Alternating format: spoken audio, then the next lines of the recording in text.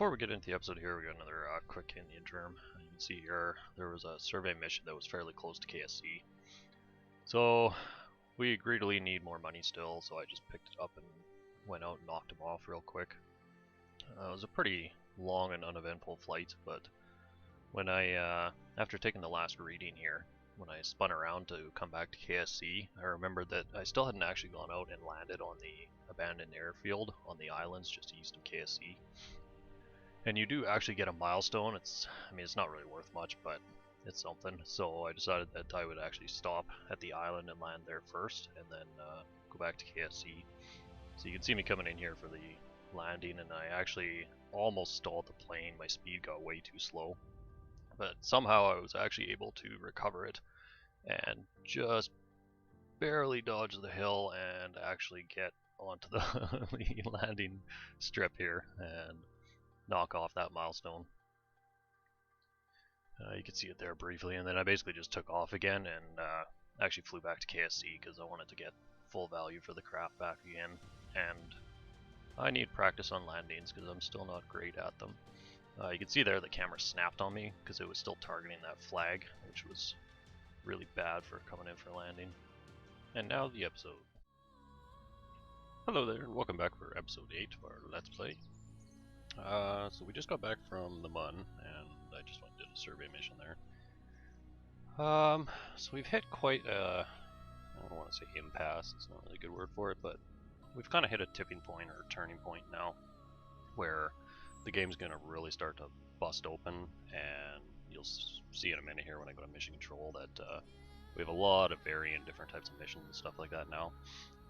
So at this point, we could just carry on, do our own thing. We could probably go do a Minmus, we could do a MUN landing, your typical just keep doing more stuff, but typically when I play this game I tend to kind of follow the missions, because I enjoy just kind of clumping some missions together and going out and doing that as basically a mission. However, we are going to have to start doing a lot more aggressive stuff, and we're going to need definitely better parts, more parts, and probably have to start ditching our 30 part count as well. At this point in the game, you should have enough money that you should be able to upgrade this thing, and you shouldn't be restricted by that 30 part count anymore. So I think one of the first things I'm going to do actually is we're going to upgrade. We're going to drop a ton of money here and upgrade this research center.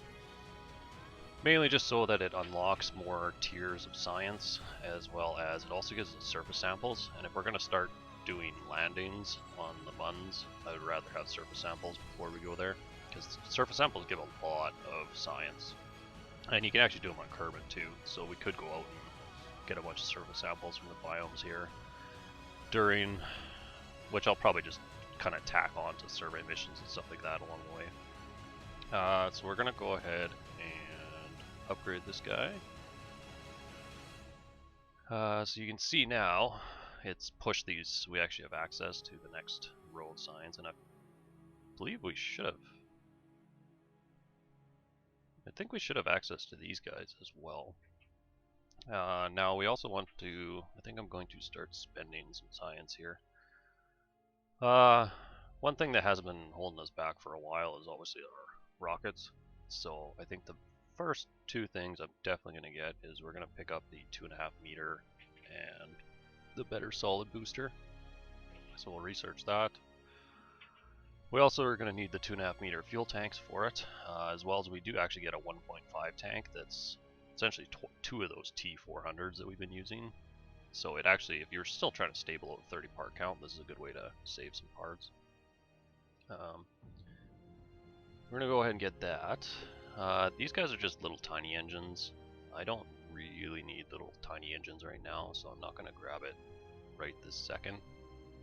Probably not going to need fairings or these decouplers, and well, the adapters wouldn't be bad, but that node isn't pressing. However, we're definitely going to need these guys if we start using the 2.5 meter cockpit, and landing gear would be nice. RCS is really good to have, especially if we're going to start doing probes. RCS is really good way to move around, and if we're actually going to start doing rendezvous and stuff like that, we're going to need probes as well. Or we're going to need RCS as well. Most of this other stuff isn't super pressing. Now, this next tier is pretty expensive. It's 160 a click. However, right now we only have the standard satellite dishes, which aren't really great. So I'm thinking I might actually splurge and get this guy because it's going to give us our retractable satellite dishes, or sorry, solar panels, which will be really, it'll definitely be useful. Partly because if I'm gonna, the other part of this behind this is if I'm gonna do the geosync satellites, I kind of want to have them at least somewhat beefed up with some better parts. I don't really want to launch 3 geosyncs as our primary satellite network and have just a bunch of crap parts. So this will give it lots of power. So I'm gonna grab that. And then I'm thinking it might be wise for me to also pick up this guy because this is going to give us a little better antennas. To be honest, I don't 100% know how the whole comm network works right now, but I would imagine this is better. Because right now the only, that's just a high gain antenna. Can that do relays? It can do short range relays. And yeah, that's pretty much all we have. So, you know what, screw it. I'm gonna pick up this guy as well and get the better comms. And these guys are getting really expensive. We're gonna have to start doing landings to get science to really start tapping into that stuff.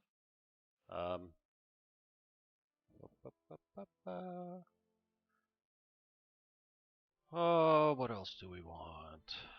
Well, let's pick up RCS because that'll give us this guy, which is a much stronger.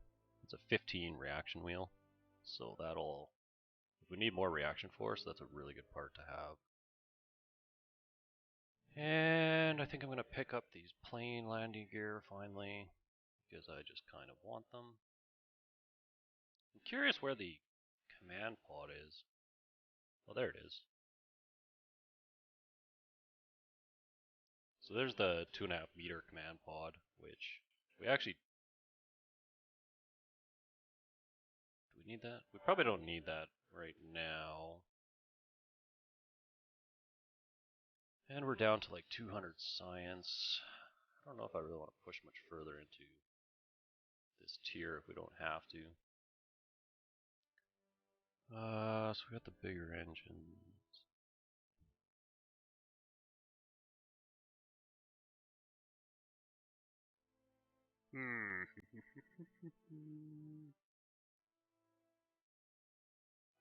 Adapters wouldn't be horrible because we are going to be kind of in a cross section right now of the 2.5 meter and 1.5 meter parts.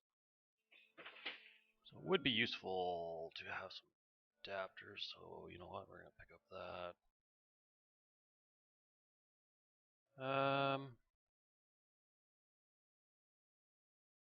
This guy would be good for comm missions, even though it's really heavy. It's basically just a capsule that can hold 4 Kerbals. How much do we have left here? We can get one more. I don't really need little engines.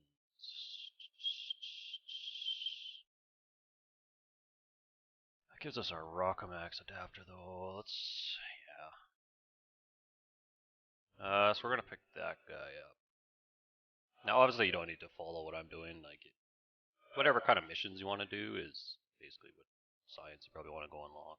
I'm just kind of trying to get a nice blanket. Plus I'm getting these guys is kind of focusing on my geosyncs. But I think now that we've blown all that science, we're going to roll with that. So now over in the mission center here, you can see my plan to get rid of all those crap missions and get new missions worked out. Got a whole slate of new things here. For instance, we have get science data from MUN. We also have a test an engine while we're on MUN. So we could do a MUN landing, and do those 2 missions. We also have to ferry 4 tourists on a Mun flyby. Well, he doesn't need one, but he'll get tagged along with it anyway. So this would give us a ton of money. This would be a really good option for money. Doing the landing on Mun would be, well, it would give us a lot of money and it would give us science. And then this guy we could easily get from any mission. I don't really care for test missions all that much, although a radio we could do pretty easy, but they're not really worth much money anymore, so it's not a huge deal.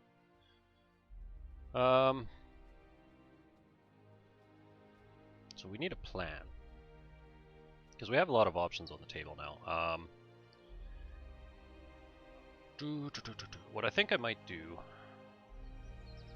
I'm pretty sure that craft we built that can go to Mun could probably get to Minmus as well.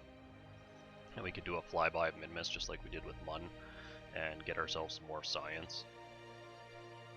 However, if we're going to go to Minmus, that usually takes about 20 days-ish to get there and back. It's about 9 there, 9 back.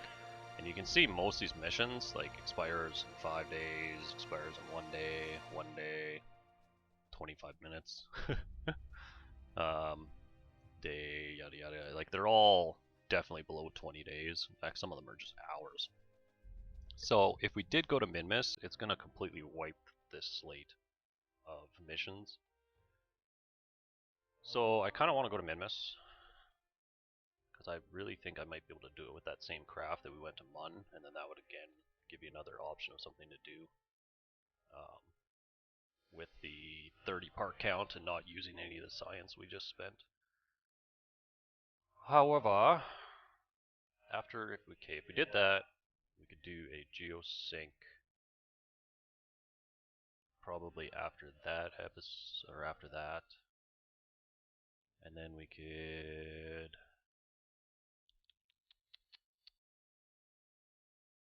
might be why. Do we want to go land on Mun? It'd be better to land on Minmus. Minmus is a lot easier to land on than Mun. However, we have 3 missions that we could do by doing a landing on Mun. So,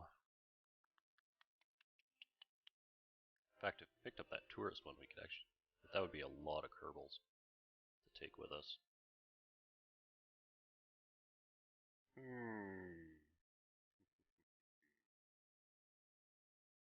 I'm just trying to decide if I want to save any of these missions.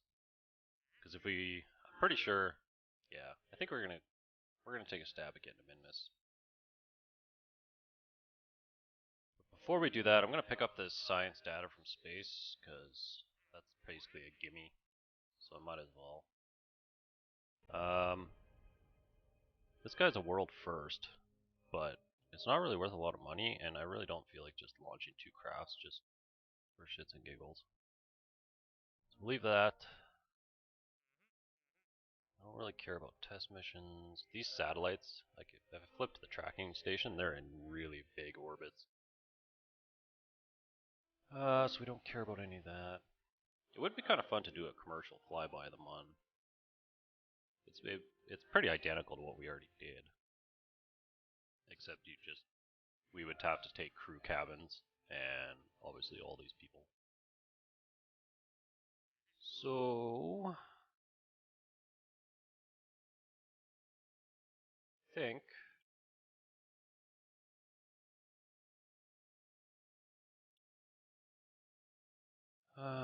do we want to go for a landing on Mun after this? Well, be after the Geo. So we'd go to Minmus, then we'd do our geosyncs, and then we could go to a landing on Mun, and then we could figure it out from there.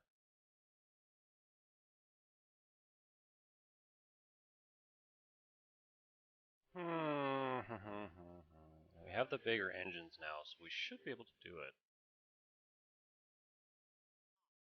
Yeah. Okay, I'm gonna pick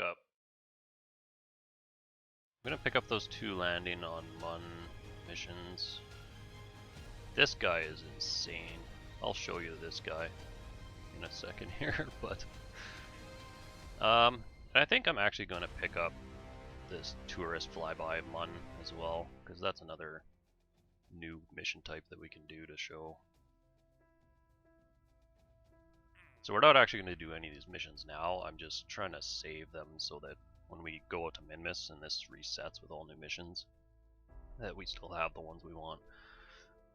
So basically we got missions to do a landing on Mun now, and we got a mission to do a flyby of Mun with tourists.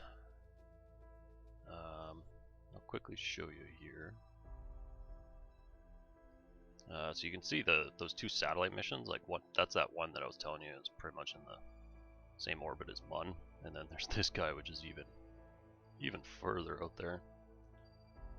However, there's that one that I was saying, the take temperature surveys. Look at this mess. Like they're literally on like every corner of this thing. So that would certainly be a challenge, but if I was going to do something like that, I'd probably want to do it with a probe. And what I would probably try to do, since these guys are kind of in a line, these four, I would probably send a probe out here and try and get into an orbit going this way, and try and essentially just shift a little bit as you need and try and get these 4 readings. And then landing on Minmus does not take a lot of DV, so I would probably do a landing and then take off again into more of an equilateral to come over and grab this guy. And then from that orbit, you could launch back to Kerbin if you're actually trying to get it back. So I mean, it would definitely be doable, but I've never seen a scatter like that before. That's pretty insane. So I think we're good. We're set here. So I think that's going to be our tentative plan for the next couple episodes. Is we're gonna go do a flyby in Minmus here, and then we are going to do probably our geosyncs, and then we'll probably do plane route the Mun and do a tourist mission there as well as a lander mission. And if I got rid of the 30 park count, I could potentially actually do that mission in one launch, where I could essentially have a lander that would pop off when we get to Mun and do a landing and come back on its own, and the tourist would just carry on a free return and just come back. That could be a fun challenge, but we're definitely going to need more than 30 parts for it. So let's go ahead. This also gives us action groups, which are pretty useful. So I think I'm going to go ahead and blow the money, and we're going to upgrade this guy, and might as well upgrade this guy while we're at it too. So now our base looks a little cooler. What happens when we upgrade this guy? Unlimited contracts. That'd be kind of nice. What is that? Just stuffs that. So yeah, I think what we're going to do is bust out that same rocket that we used to do a Mun flyby, and we're going to attempt to do a Minmus flyby. So I'm going to we're just going to watch this launch, or this entire mission and fast forward, because it's almost identical to what we did with Mun, and it's even longer because of the travel times and everything else, so it's just a lot easier to post commentary it with the fast forward footage. The only notable difference between going to Minmus and going to Mun is Minmus is actually not on the equator. It's 6 degrees out from the equator, so you are going to have to potentially do a plane correction. Now, there's 2 ways you can go about it. You can either do essentially just get your normal orbit like you normally would, and then do your plane change like we did with Mun. However, it's going to cost you about 250 Delta V to do it that way, and I really wasn't sure I was going to have enough fuel to actually pull that off, so what I decided to do instead was essentially we'll correct the plane as we travel. So I'm just going to basically do a rough estimate of getting us out to where Minmus should be, and then we'll actually do the plane change en route to Minmus, or at least that was the initial plan that I was going to go for. Essentially it makes it just you have a minor course correct en route. You just pick where the ascending node is on your travel vector and do your plane change. But I got lucky here, and it actually worked out that once I got my orbit, our plane intersect points were exactly where I needed to actually do my burn. so I didn't actually have to mess around with the plane at all. It just kind of worked out that I was actually going to be, it was going to be at the same plane as us when we encountered it. So I just mapped out a quick kind of rough burn here that's going to just essentially just get me the bulk of the way there. Our periaps is still fairly high, but what I'm going to do is perform the burn, and then we'll do a correction burn a few minutes afterwards that will bring that PE down and also flatten us out on the equator there. So same deal as when we went to Mun. We're just going to pass in front of Minmus here so that we can kind of slingshot around and get our free return trajectory all the way back. As you can see, I kind of overshot the burn, but I flipped around and slowed down a bit to get our vector back. And this is actually one trick that you can do is if you switch your view to your target, you can actually get a lot better view of where exactly you're going to pass by that planet. So you can see me here, I just plotted a node that was about 3 minutes away and just played around and tweaked around, and essentially I just wanted to get it so that we were nice and low at 10k and also we were flat, so we're going to pass it on the equator again. I'm not too worried about our return trajectory at this point because we'll do the same thing we did with Mun. We'll do a course correct once we actually get out to Minmus that will fix our return trajectory. So it was a lot of just playing around, and actually my node, the calculated maneuver node that I had, actually kind of ended up failing me, so I ended up just cowboying it and essentially bringing it in and tweaking it by hand until I got it pretty much where I wanted. And then you can see here, this is essentially our end result. So we actually have a pretty good return trajectory, other than the fact we're going to slam right into Kerbin. So I am going to raise that periaps up. However, it's actually pretty close to a full free return. So now we just have to wait the, I think it was about a 6-day travel time for me to get out there. I still don't have any solar panels or batteries, so I was trying to be fairly conservative and not really rotate the craft unless I absolutely had to. And then you can see here we finally broke into the SOI at Minmus, so we did our normal science whoring, grabbed all our science.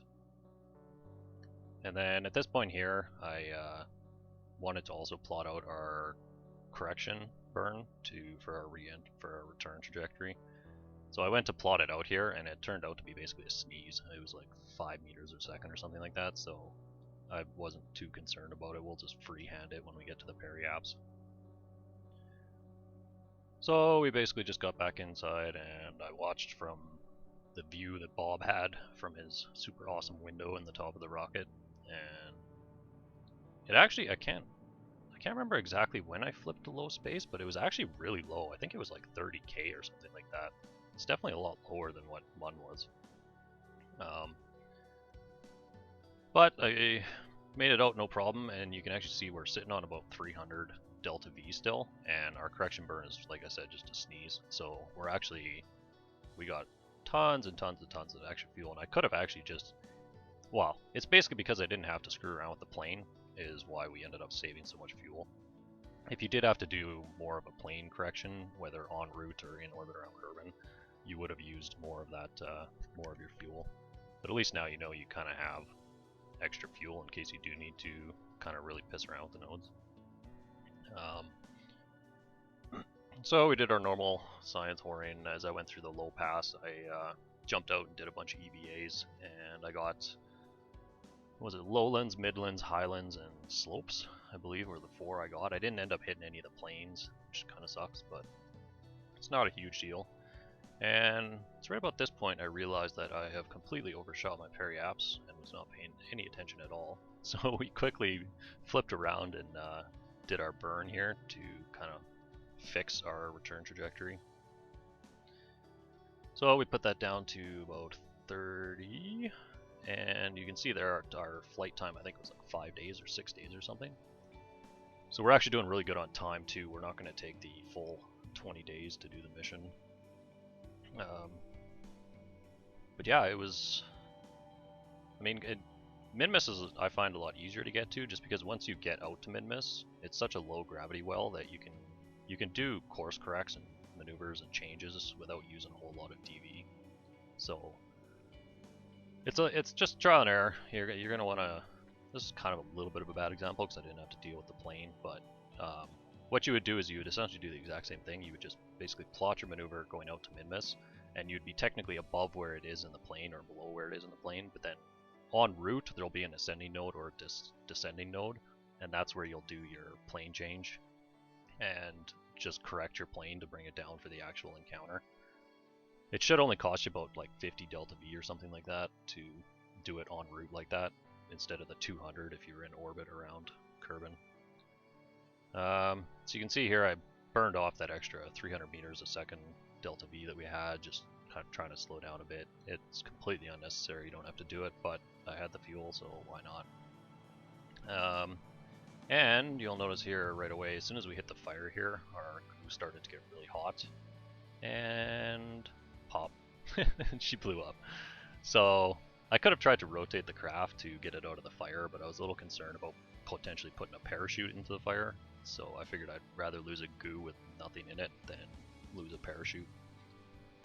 So whatever, we lost our goo canister, but to be honest, I had accounted for that back when we did our Mun flyby, because I figured it would burn off when we came back from Mun, and for some reason it didn't, so yay, but this time it definitely did.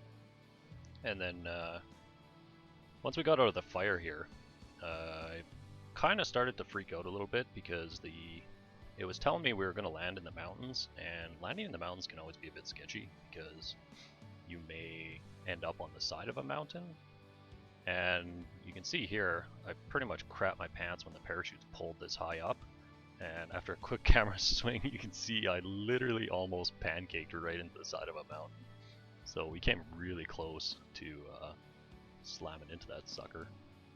But we landed safely, albeit on a really wicked slope. And in fact, if you see, you just barely see that it was actually starting to slide down the slope. And I wanted to get out and plant a flag, but I was a little concerned that it would either slide away from me or I wouldn't actually be able to get back in. But I decided to risk it, and Bob jumped out and planted his flag. And I got some pictures and whatever else, and then he was able to get back in no problem, and we recovered. And you can see we got another 570 some science. We got 60% of our craft, and Bob and Jeb both got XP again. Alrighty, so we did. I slapped together a quick rough cut of the episode, and we're actually only sitting at like 25 minutes right now. So I could actually tag more onto this sucker. However, there's not a lot. I obviously can't really do a mission per se. However, I did check the mission center here after we got back from Minmus, and you can see we have plant flag on Mun, which since we're going to be going there anyway, going to pick that guy up. We also have explore the Mun, which we just have to do a spacewalk apparently. So we're gonna pick up that guy. We're definitely not gonna build a base on Ike right about now. We're not gonna do surveys. We have 2 new satellite missions, but we still need our comm network, so we can't do satellite missions yet. And we got another Minmus one that's scattered all over the place. However, this is probably one of my favorite missions, these rescue Kerbals from orbit. For 2 reasons. One, I find rendezvous just a fun challenge, and also because when you rescue Kerbals, you actually get to keep them. So instead of, I'm just going to set that. Instead of coming to the astronaut complex here and hiring them for 65,000, you can just go get one for free. All it costs you is a ship to get them. So yeah, you saw there I picked that up real quick, and that actually that fills us up. We now have 7 of 7 missions, so like it or not, we're definitely going to the Mun soon. And probably do that first before we actually go rescue this guy.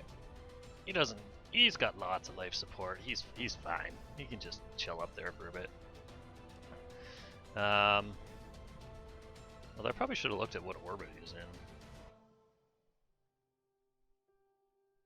Okay, yeah, he's nice and close, so it's not really a big deal. However, while I was here checking where these satellites and missions and stuff were, you can see there's the satellite ones. I noticed in the debris screen here, it's showing 2, and I really don't like to leave garbage laying around. It really bugs me.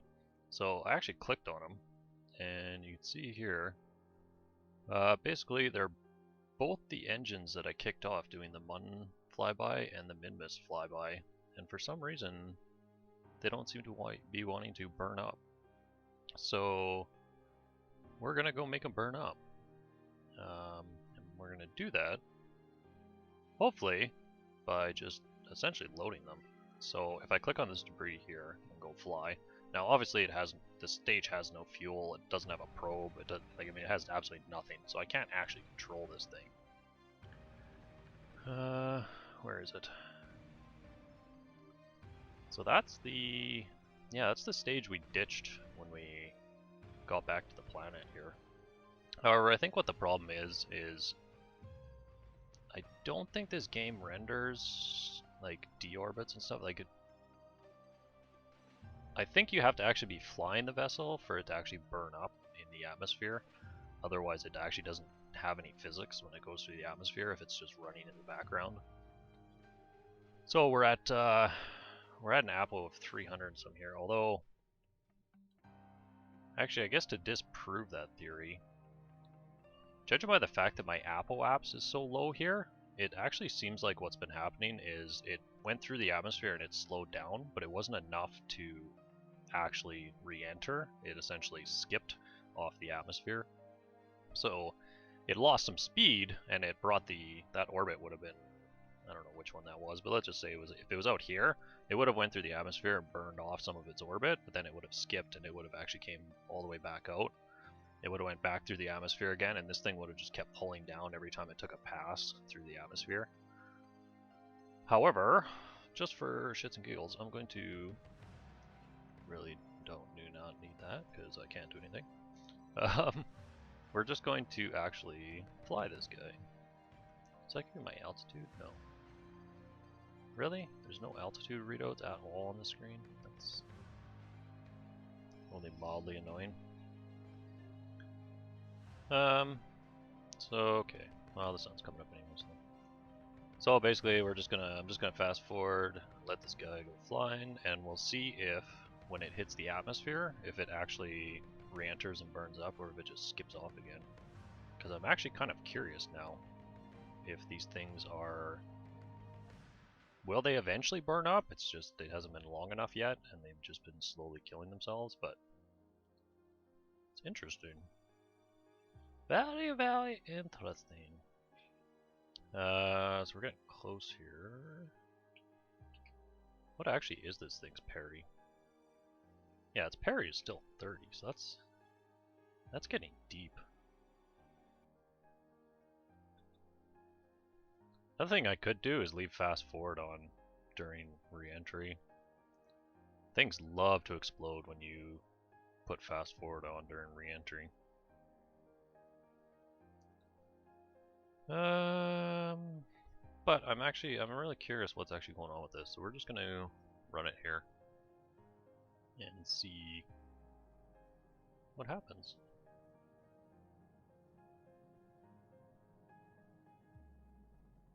Because it should. So you can see here how it's pulling, like we're starting to get drag now, so it's starting to pull this apps down. But if we don't get enough drag in time, we're gonna skip again. And I really wish I had like Kerbal Engineer so I could see these two numbers at once.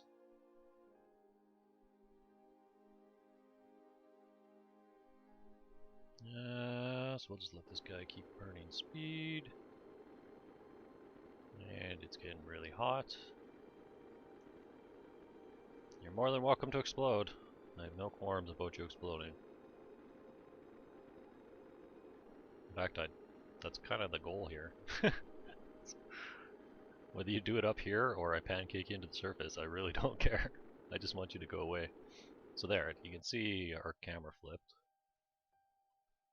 So that's, I believe, telling us that we are now going to most definitely, we're gonna suicide one way or another. Whether it pancakes here or burns up. That engine is getting really hot. In fact, you can see it down here. It's like 3/4 of the way to blown up. But we're already down to 30. So we're gonna start losing fire soon here. Yeah, we are most definitely gonna burn up here. So I think the problem was just the fact that after I ditched those, they were more than 2 kilometers away before they went through the fire, and they've, for whatever reason, they just stayed in orbit.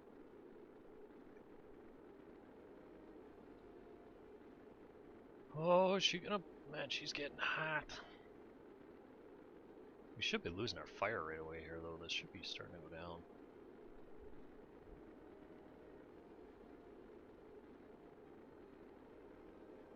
It's funny how the decoupler still shows in the staging. Because it's already been disengaged, so it's not like you can fire it again. And I keep... Man, I gotta just take my hands off the keyboard. I keep hitting keys to try and like control it, forgetting that I don't have any control at all on this thing. Although, this would be... I had burned off the extra fuel in these tanks. That would have been something. If they had had a probe on them and I still had fuel in them, I could have used that fuel to ensure that they deorbit. Although, in theory, they should have. I mean, they were on the exact same trajectory that we were. Looks like we're not going to make landfall. So she is going to pancake into the ocean. Actually, I remember this pinnacle. I was doing a mission on one of my other games, and I was actually flying a plane, and I was literally going bingo on fuel, and I was desperately trying to get any, like, even, well, originally I was trying to get to the flat spot out here, but I was literally so low on fuel that I just started just trying to even make this land, and there was just no way I was going to be able to get to it in time, and made the decision to try doing a water ditch landing, and at that time I'd never done one before, so I didn't even know if it was actually possible. And that was my first ever plane water ditch, quite literally right around where this guy's gonna pancake. And I realized that yes, you can land planes on water. You just have to be really, really slow and really, really careful.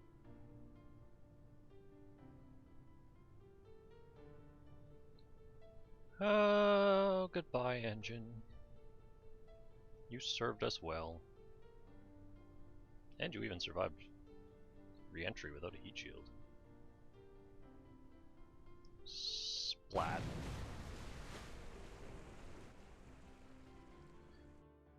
Oh, it's now sleeping with the fishes.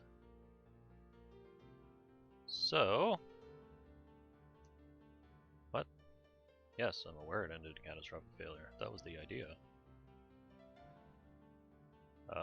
Tracking station? Alrighty. So where's that other debris? Ah. And I believe this is good. It's probably going to be the same engine. It's going to be the one that we ditched right before re-entering. Yeah. So we're going to do more of the same. Ooh, this...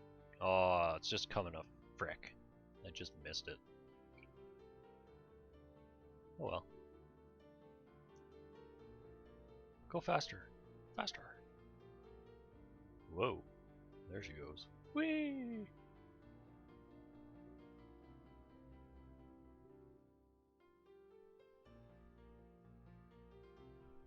So, we know that other one actually made it through. Let's leave this one on fast forward and see if we can't disintegrate it in the air instead. Fun.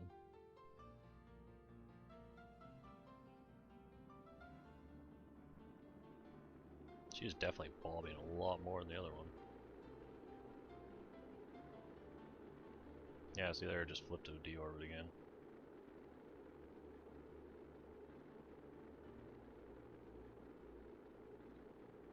Oh, it flattened out. I think it's gonna make it even with time warp.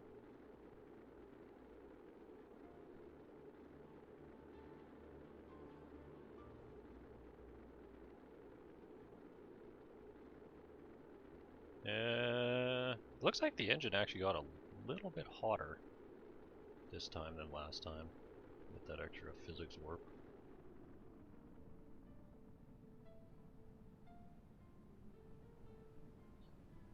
And looks like we are going to pancake into the ocean again. With absolutely no land in sight. We are way out in the ocean. Sploosh! Gut riddance, you space trash.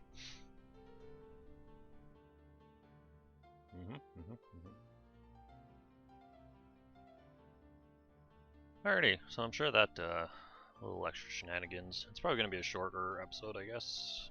And there's not really much I can do about that because there's just not enough time to do another mission. So at this point, I think we will call it a wrap. And we're sitting on 600 science again, and we're actually above $1 million again, even after we upgraded everything. So that's kind of nice. And next episode will be launching our geosync satellites, which I think I have the craft built. I haven't tested it at all yet, but I'm going to do it in one launch where it actually has all 3 geosyncs, and we're going to launch all 3 of them essentially at the same time, but I'll go into that and explain that next episode. So until then, ta-ta.